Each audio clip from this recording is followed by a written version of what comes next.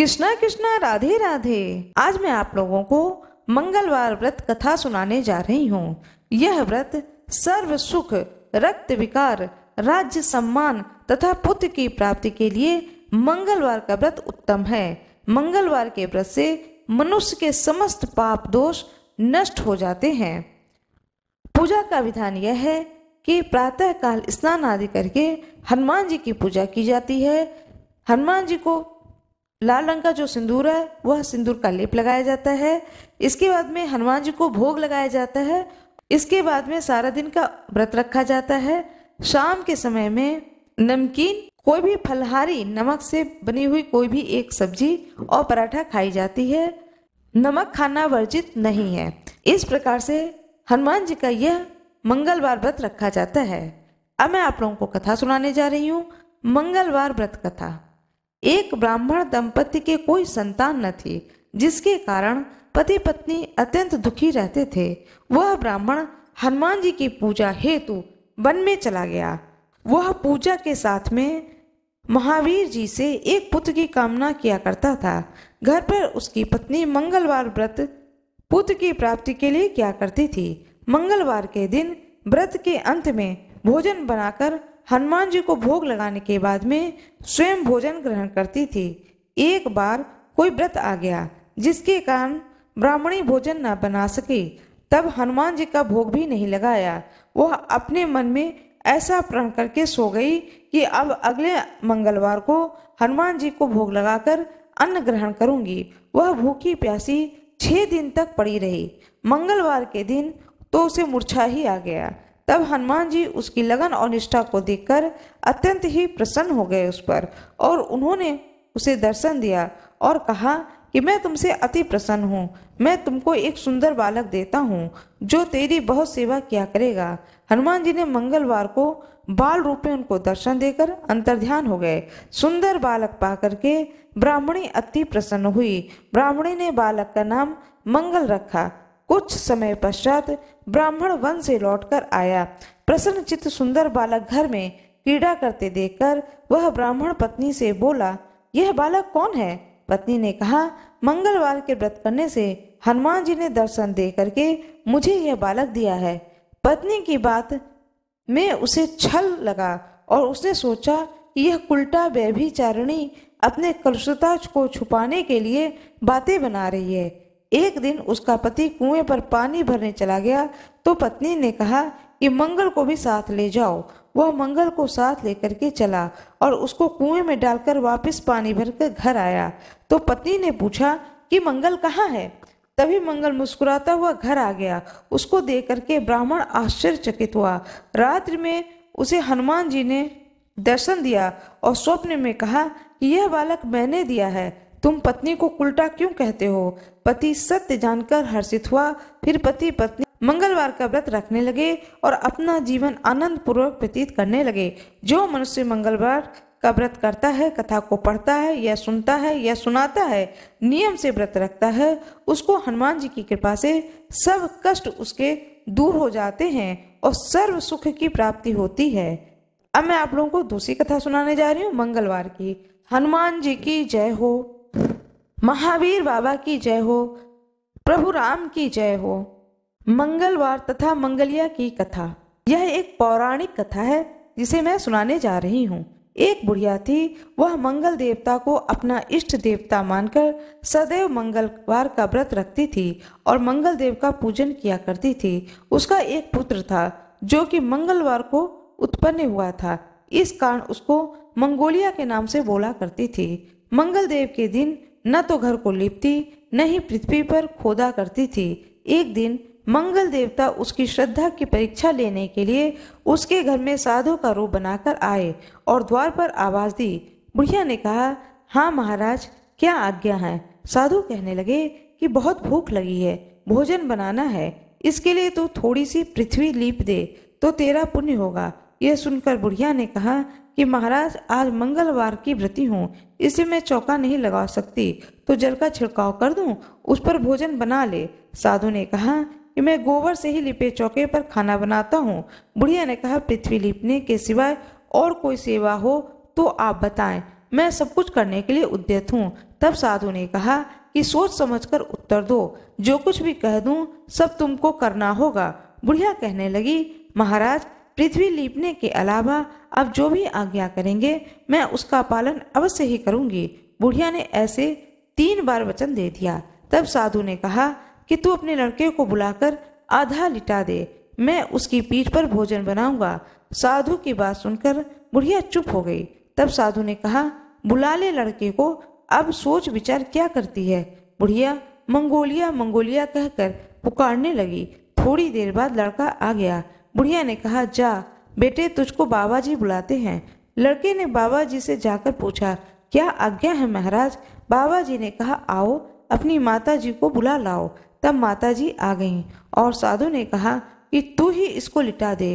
बुढ़िया ने मंगल देवता का स्मरण करते हुए लड़के को औंधा लिटा दिया और उसकी पीठ पर अंगीठी रख दी और कहने लगी कि महाराज, अब जो कुछ करना है आपको वह कर लीजिए, मैं जाकर अपना काम करती हूँ। साधु ने लड़के की पीठ पर रखी हुई अंगीठी में आग जलाई और उस पर भोजन बनाया। जब भोजन बन चुका तो साधु ने बुढ़िया से कहा कि अब अपने लड़के को बुलाओ कि वह आकर भोग लगाए। बुढ़िया कहने लगी, यह कैसे आश्चर्य की बात कर रहे हैं आप। उसकी पीठ पर आपने आग जलाई, उसी को प्रसाद के लिए बुलाते हैं। क्या यह संभव है कि अभी भी आप उसको जीवित समझते हैं। आप कृपा करके उसका स्मरण भी मुझको न कराइए और भोग लगा करके यहाँ से जाइए। साधु के अत्यंत आग्रह करने पर बुढ़िया ने जे हुई मंगलिया कहकर आवाज लगाई, त्यों ही एक ओर से दौड़ता हुआ वह आ गया। साधु ने लड़के को प्रसाद दिया और कहा कि माई, तेरा व्रत सफल हुआ। तेरे हृदय में दया और इष्ट देव में अटल श्रद्धा है, इसके कारण तुमको जीवन में कभी भी कोई कष्ट नहीं होगा।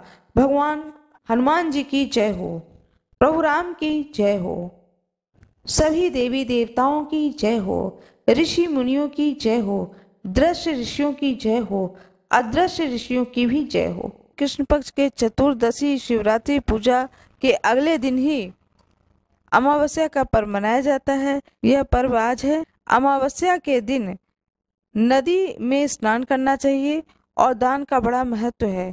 मान्यता के अनुसार इस दिन अपने पितरों की आत्मा की शांति के लिए पिंडदान, तर्पण, श्राद्ध किया जाता है। अमावस्या की कथा। बहुत समय पहले एक राजा, प्रतापी राजा था। उसको एक बेटा और बहू थी। एक दिन बहू ने चोरी से मिठाई खा ली और नाम चूहे का लगा दिया, जिसकी वजह से चूहे को बहुत गुस्सा आ गया। उसने मन ही मन निश्चय किया कि जो भी चोर है उसको मैं राजा के सामने जरूर लाऊंगा। एक दिन राजा के यहाँ कुछ मेहमान आए हुए थे। सभी मेहमान राजा के कमरे में सोए हुए थे। बदले की आग में चूहा जल रहा था। उसने रानी की जो बहू थी उसके कपड़े ले जा करके उस कमरे में रख दिया जहाँ पर मेहमान रुके हुए थे। जब सुबह हुई तो मेहमानों की आंखें खुली और उन्होंने देखा कि अरे, बहू के कपड़े यहाँ पर रखे हुए हैं। इस चीज को देखकर सभी लोग हैरान रह गए। जब राजा को इस बात का पता चला तो उन्होंने अपनी बहू को महल से निकाल दिया। बहू रोज शाम में दिया जलाती थी, ज्वार उगाने का काम करती थी, रोज पूजा करती थी, गुड़धनी का प्रसाद बांटती थी। एक दिन उस रास्ते से राजा निकल रहे थे। उनकी नजर उन दियों पर पड़ी। राजा जो है राजमहल में लौटे और राजा ने सैनिकों को जंगल में भेजा और कहा कि जाओ, वहाँ क्या चमत्कारी चीज थी, जाकर देखो। सैनिक जंगल में उस पीपल के पेड़ के नीचे गए। उन्होंने वहां देखा कि दिए आपस में बात कर रहे थे। सभी अपनी अपनी कहानी बता रहे थे। तभी एक शांत दिए से सभी ने सवाल किया कि तुम भी अपनी कहानी बताओ, तुम भी अपनी कहानी बताओ। दिए ने बताया कि वह रानी का दिया है। उसने आगे बताया कि रानी की मिठाई की चोरी की वजह से चूहे ने रानी की साड़ी मेहमानों के कमरे में रखा था और वह बेकसूर रानी को सजा मिल गई। सैनिकों ने जंगल की सारी बात राजा को बताई। इसके बाद राजा ने रानी को वापस महल बुला लिया, जिसके बाद से रानी खुशी खुशी राजमहल में रहने लगी। शंकर भगवान की जय। हर हर महादेव। अमावस भगवान की जय। अब जो आपके हाथ में अक्षत फूल जल है उसे भगवान के फोटो के सामने समर्पित कर दें। ओम नमः शिवाय। श्री शिवाय नमस्तुभ्यम। भगवान शंकर की कृपा आप पर और आपके परिवार पर सदा बना रहे। ओम गण गणपति नमः। आज मैं आपको सुनाने जा रही हूँ सोमवती अमावस्या व्रत कथा। सोमवती अमावस्या व्रत कथा के अनुसार सोमवती अमावस्या के दिन यह कथा अवश्य सुननी चाहिए। आप लोग जो भी यह कथा सुन रहे हों, अपने दाहिने हाथ में फूल, अक्षत और थोड़ा सा जल अवश्य ले लें। सोमवती अमावस्या व्रत कथा के अनुसार एक गरीब ब्राह्मण परिवार था। उस परिवार में पति, पत्नी एवं उसकी एक पुत्री भी थी। उसकी पुत्री समय के गुजरने के साथ साथ धीरे धीरे बड़ी होने लगी। उस पुत्री में बढ़ती उम्र के साथ सभी स्त्रियोचित सगुणों का विकास हो रहा था। वह कन्या सुंदर, संस्कारवान एवं गुणवान थी, परंतु गरीब होने के कारण उसका विवाह नहीं हो पा रहा था। एक दिन उस ब्राह्मण के घर एक साधु महाराज पधारे। साधु उस कन्या के सेवा भाव से अत्यधिक प्रसन्न हुए।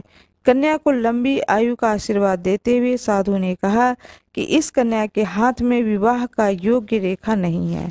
तब ब्राह्मण दंपति ने साधु से इसका उपाय पूछा। कन्या ऐसा क्या करे कि उसके हाथ में विवाह का योग बन जाए? साधु महाराज ने कुछ देर विचार करने के पश्चात अपनी अंतर्दृष्टि में ध्यान करके बताया कि कुछ ही दूरी पर एक गांव में सोना नाम की एक धोबिन महिला अपने बेटे और बहू के साथ रहती है, जो बहुत ही आचार विचार एवं संस्कार संपन्न तथा पति परायण है। यदि वह सुकन्या उस धोबिन की सेवा करे और वह महिला इसकी शादी में अपने मांग का सिंदूर लगा दे, तो इसके बाद इस कन्या का विवाह हो जाएगा, तो उस कन्या का वैधव्य योग मिट सकता है। साधु ने यह भी बताया कि महिला कहीं बाहर आती जाती नहीं है।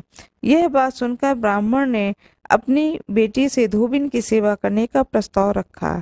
अगले दिन से ही कन्या प्रातः काल से ही उठकर सोना धोबिन के घर जाकर साफ सफाई व अन्य कार्य करके अपने घर वापस आने लगी। एक दिन सोना धोबिन अपनी बहू से पूछती है कि तुम तो बहुत ही सुबह उठकर सारे काम कर लेती हो और पता भी नहीं चलता है। बहू ने कहा, माँ जी, मैंने तो सोचा कि आप ही सुबह उठकर सारे काम खुद ही खत्म कर लेती हो। मैं तो देर से उठती हूँ।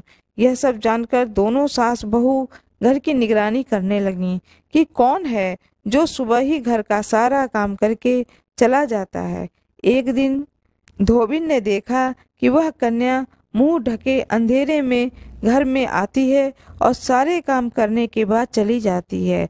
जब वह जाने लगी तो सोना धोबी ने उसके पैरों पर गिर पड़ी। पूछने लगी कि आप कौन हैं और इस तरह छुपकर मेरे घर की चाकरी क्यों करती हैं? तब कन्या द्वारा साधु द्वारा बताई गई सारी बात बताई। सोना धोबिन पति परायण थी, अतः उसमें तेज था। वह तैयार हो गई। सोना धोबिन के पति थोड़ा अस्वस्थ थे। उसने अपनी बहू से अपने लौट आने तक घर पर ही रहने को कहा। सोना धोबिन ने जैसे अपने मांग का सिंदूर उस कन्या की मांग में लगाया, सोना धोबिन का पति मर गया। उसे इस बात का पता चल गया। वह घर से निराजल ही चली थी। यह सोचकर कि रास्ते में कहीं पीपल का पेड़ मिलेगा तो उसे भंवरी देकर उसकी परिक्रमा करके ही जल ग्रहण करेगी। उस दिन सोमवती अमावस्या थी। ब्राह्मण के घर मिले पुए पकवान की जगह उसने ईंट के टुकड़े से 108 भंवरी देकर 108 बार पीपल के पेड़ की परिक्रमा की। उसके बाद वह जल ग्रहण किया। ऐसा करते ही उसके मृत पति के शरीर में जान वापस आ गई। धोबिन का पति फिर से जीवित हो उठा। इस तरह से सोमवती अमावस्या की कथा पूर्ण होती है। हर हर महादेव। पीपल भगवान की जय हो, पीपल वृक्ष की जय हो। इसीलिए कहा जाता है कि पीपल के वृक्ष की पूजा करनी चाहिए, जिससे पति की आयु लंबी होती है। आपके हाथ में जो अक्षत, चावल, फूल है वो उसे आप भगवान को अर्पित कर दीजिए। इसके बाद में फल, फूल, भोग, नैवेद्य जो कुछ भी है उसे लगाएं और हाथ जोड़ करके प्रार्थना करें, भगवान से क्षमा प्रार्थना करें, आरती करें और सब परिवार उस आरती में सम्मिलित हों। कृपया मेरे वीडियो को लाइक करें, शेयर करें, सब्सक्राइब करें। यदि आप में से किसी को भी अपनी जन्म कुंडली दिखवानी हो जन्म कुंडली से संबंधित किसी भी प्रकार की कोई समस्या आपको समझ में आ रही हो, जिंदगी में कोई ऐसी परेशानी हो कि आपको लगता हो कि एक बार जन्म पत्री दिखवा लें, तो मैं उसका कोई चार्ज नहीं लूँगी, फ्री ऑफ कॉस्ट जन्म पत्री देख दूँगी। कृपया आप अपनी समस्याओं को और जन्म पत्री को या तो कमेंट बॉक्स में डाल दें या व्हाट्सएप नंबर दिया रहता है उस पर भेज दें। जन्म कुंडली के लिए आप अपना डेट, टाइम और डे, ये 3 चीज़ डाल दें। अपनी समस्याओं को बताएं। जब आप समस्याओं को बताएंगे तो मैं जन्म पत्री को देख करके, जन्म कुंडली को विचार करके उसके अनुसार आपकी जो भी समस्या है उस समस्या का समाधान भी बताऊंगी। अपने हाथ में फूल ले लें, थोड़ा सा चावल ले लें और इस कथा का रसपान करें। जो कोई भी इस कथा को सुनेगा, कहते हैं कि भगवान शंकर उसकी सभी मनोकामनाओं की पूर्ति करते हैं। भगवान शंकर की जय हो। भौम प्रदोष व्रत कथा। प्राचीन काल में एक विधवा ब्राह्मणी रहती थी। वह भिक्षा मांगकर अपना तथा अपने पुत्र का जीवन निर्वाह करती थी। हुआ यह था कि एक ब्राह्मण थे जिनकी एक पत्नी थी और एक पुत्र था। किसी कालवश ब्राह्मण की मृत्यु हो जाती है। जब ब्राह्मण की मृत्यु हो जाती है तो ब्राह्मण जो कुछ भी संचय करके अपने घर में धन, अन्न, वस्त्र रखे होते हैं, वह ब्राह्मणी उससे कुछ दिनों तक अपना निर्वाह करती है, अपने जीवन का निर्वाह करती है, अपने उदर की पूर्ति करती है। लेकिन वह संचय हुआ किया हुआ धन कब तक चलता? ब्राह्मणी ने सोचा कि मेरा पुत्र भी अब यह बड़ा हो रहा है और यह जितनी संचय की हुई चीज़ें थीं यह अब समाप्त हो रहे हैं और धीरे धीरे करके एक एक चीज़ समाप्त हो जाएगा और मैं भी इतनी ज्ञानी नहीं हूँ, मैं समझ नहीं पा रही हूँ इस स्थिति में अपने उदर की पूर्ति के लिए मैं कौन सा कार्य करूँ।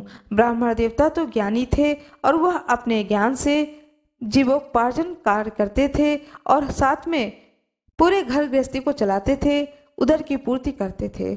मैं अज्ञानता के कारण कोई भी कार्य करने में समर्थ नहीं हूँ, इसलिए मैं वह कौन सा कार्य करूँ जिससे कि मेरा जीवन यापन हो सके। बहुत दिनों तक इस तरह से वह सोचती रही। फिर उसको लज्जा भी आती थी कि मैं बाहर निकल करके भिक्षाटन करूँ, क्या कार्य करूँ। फिर उसने सोचा कि यह मेरा पुत्र है जो कि अभी बालक है, कुछ दिनों में यह बड़ा हो जाएगा और उसके बाद में यह कार्य मुझे नहीं करना होगा। तो जब तक मेरा बच्चा छोटा है और कोई मेरे पास दूसरा साधन नहीं है तो मैं इसी कार्य को करती हूँ। ऐसा सोच करके वह अपने निर्वाह के लिए, जीवन के निर्वाह के लिए भिक्षाटन के लिए निकलने लगी। वह प्रातः अपने पुत्र को लेकर सुबह निकलती और रात में घर को लौटती। एक दिन रास्ते में उस ब्राह्मणी को ऋषि लोग मिले। ऋषियों की आज्ञा से उस ब्राह्मणी ने शिव जी के प्रदोष का व्रत करना आरंभ कर दिया। एक दिन जब वह भिक्षाटन करके लौट रही थी तो रास्ते में उसे विदर्भ देश का राजकुमार मिला जो अपने पिता की मृत्यु के कारण इधर उधर मारा फिर रहा था।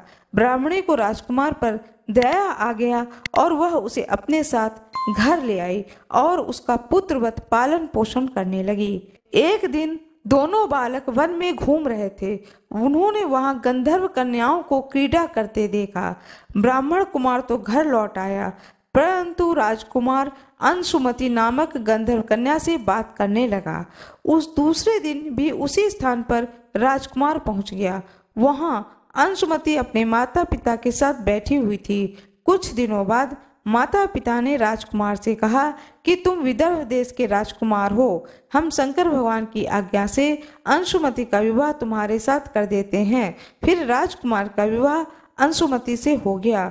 उसने गंधर्व राजा की विशाल सेना को लेकर के विदर्भ पर अधिकार कर लिया और सुखपूर्वक अपने पूरे राज्य को प्राप्त करके वहां पर अपना शासन करने लगा और उसने ब्राह्मण पुत्र को अपना मंत्री बना लिया। यथार्थ में यह सब ब्राह्मणी के प्रदोष व्रत का ही फल था। तभी से समाज में प्रदोष व्रत की महत्ता बढ़ गई। भगवान शिव की कृपा से जिस तरह से उस ब्राह्मणी और उसके पुत्र के दिन फिरे, उन्हें उनके अच्छे दिन आए, बुरे दिन की समाप्ति हुई और उनके अच्छे दिन आए। इसी प्रकार से जो कोई भी भगवान शंकर का भक्त है उसके बुरे दिन समाप्त हों। ओम नमः शिवाय। भगवान गणेश की जय हो। भोले बाबा की जय हो, माता पार्वती की जय हो, हर हर महादेव। जो प्रदोष व्रत मंगलवार के दिन पड़ता है वह प्रदोष भौम प्रदोष व्रत या मंगल प्रदोष व्रत कहा जाता है। जिस किसी भी कुंडली में मंगल दोष होता है वह यदि भूम प्रदोष व्रत करते हैं तो कहा जाता है कि उनका मंगल दोष की समाप्ति होती है। भूम प्रदोष का कथा इस प्रकार से है। एक समय की बात है, एक नगर में एक वृद्धा रहती थी। उसका एक ही पुत्र था।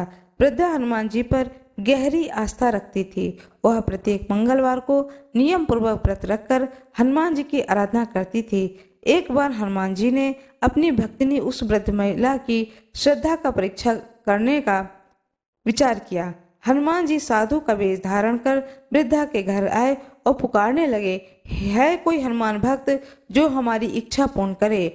आवाज को सुन करके वृद्धा जल्दी से बाहर आ गई और साधु को प्रणाम करके बोली, आज्ञा महाराज। हनुमान जी वेशधारी साधु बोले, मैं भूखा हूँ, भोजन करूँगा, तुम थोड़ी जमीन लीप दो। वृद्धा दुविधा में पड़ गई। अंततः हाथ जोड़कर बोली, महाराज लीपने और मिट्टी खोदने के अतिरिक्त आप कोई दूसरी आज्ञा दे तो मैं अवश्य पूर्ण करूंगी। साधु ने 3 बार प्रतिज्ञा कराने के पश्चात कहा, तू अपने बेटे को बुला, उसकी पीठ पर आग जलाकर भोजन बनाऊंगा।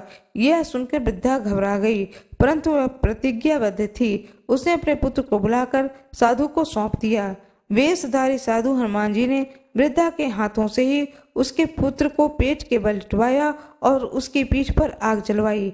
आग जलाकर दुखी मन से वृद्धा अपने घर में चली गई। इधर भोजन बनाकर साधु ने वृद्धा को बुलाकर कहा कि उसका भोजन बन गया है, तुम अपने पुत्र को पुकारो ताकि वह भी आकर भोग लगा ले। इस पर वृद्धा बोली कि उसका नाम लेकर मुझे और कष्ट न दे। लेकिन जब साधु महाराज नहीं माने तो वृद्धा ने अपने पुत्र को आवाज लगाई। वह अपनी माँ के पास आ गया। अपने पुत्र को जीवित देखकर वृद्धा को बहुत आश्चर्य हुआ। वह साधु के चरणों में गिर पड़ी। तब हनुमान जी ने अपने वास्तविक रूप में प्रकट हुए और वृद्धा को भक्ति का आशीर्वाद दिया। बजरंगबली की जय हो, हर हर महादेव। भगवान शंकर की जय हो, भोलेनाथ की जय हो, माता पार्वती की जय हो।